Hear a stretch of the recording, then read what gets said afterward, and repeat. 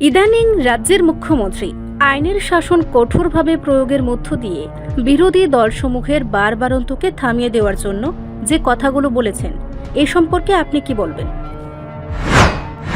বক্তব্য এটা শুনে আমার একটু কি বলে হাসি পাচ্ছে। বারের দিক থেকে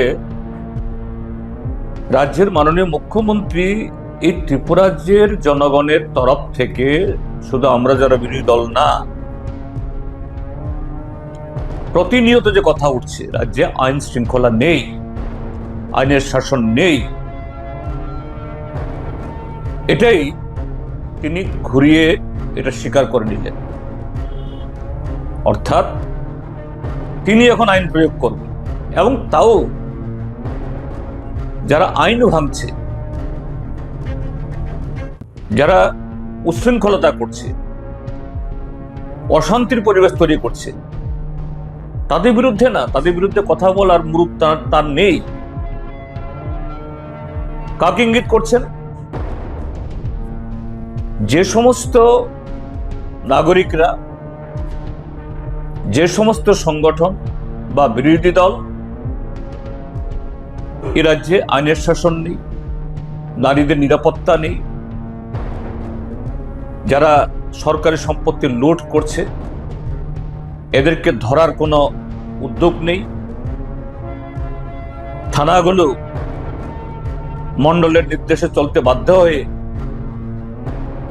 এটা যারা লুটেরা, আইন যারা ভঙ্গ করে, এদের ক্রীড়নক হয়ে পড়েছে, এর বিরুদ্ধে কথা বলছেন। আসলে মাননীয় মুখ্যমন্ত্রী তাদের বিরুদ্ধে কথাগুলি বলছেন, কিন্তু যারা ভারতীয় জনতা পার্টির সমর্থকদের মাথা ফাটাচ্ছে, পার্টি অফিসও ভাঙছে, আর ভারতীয় জনতা পার্টির যারা সোনার টুকরো ছেলেরা, দেবতুল্য কার্যকর্তারা, তারা তো অহরহ সিপিএম সহ অন্য দলের পার্টি অফিস ভাঙছে, এদের বিরুদ্ধে কোনো অ্যাকশন সেখানে নেই। কাজেই এটা এই রাজ্যের মাননীয় মুখ্যমন্ত্রীর চূড়ান্ত ব্যর্থতা, চরম ওনার আইন শৃঙ্খলা রক্ষা সম্পর্কে, তার দায়িত্ব সম্পর্কে উদাসীনতা, এই রাজ্যের বেহাল আইন শৃঙ্খলার যে পরিস্থিতি, তার চিত্র, এটাকে পক্ষান্তরে এটা স্বীকার করে নেওয়া। কিন্তু এটা স্বীকার করতে গিয়েও তিনি যারা আইন ভঙ্গ করছে, সংবিধান মানছে না, এদের বিরুদ্ধে কথা বলার হিম্মত ওনার নেই। উনি কাকে বলছেন? যারা আইনের পক্ষে, শান্তির পক্ষে, উন্নয়নের পক্ষে কথা বলছেন, তাদেরকে জব্দ করার কথা বলছেন।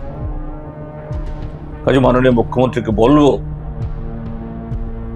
যে নামের সামনে যে পদবিগুলো ব্যবহার করেন, অন্তত সেগুলোকে সম্মান দিন। এ রাজ্যের মানুষ, আপনি যে মুখোশ পরে আছেন, আপনাকে ভালোভাবেই যে এই মুখোশের অন্তরালে আপনি কি ধরনের শাসন কার্য চালাচ্ছেন এ সম্পর্কে দ্রুত ওয়াকিবহাল হচ্ছে, এবং এগুলো চলতে দেবে না, এগুলো চলে না, চলতে পারে না। এটা যার মাননীয় মুখ্যমন্ত্রী, আমি খুব বিনীতভাবে বলছি যে আপনি আরো 2-2.5 বছর সাংবিধানিক নিয়মে পদে থাকবেন। কতদিন থাকবেন এটা আপনার দলের উপর নির্ভর করে। যাই হোক, আপনার দল বা এই সরকার থাকবে, অত সেই দিনগুলো আপনি সেরকম ভাবে সংবিধান মেনে মানুষের জননিরাপত্তা, মানুষের যান মালের নিরাপত্তা, এগুলো বিধান করুন। আমরা সেটা চাইবো। এই সমস্ত উল্টাপাল্টা কথা বলে আপনার যে নিকম্মা প্রশাসনের যে বেআব্রু চেহারা, এটাকে ঢাকবার চেষ্টা করবেন না, এতে কিছু লাভ হবে না।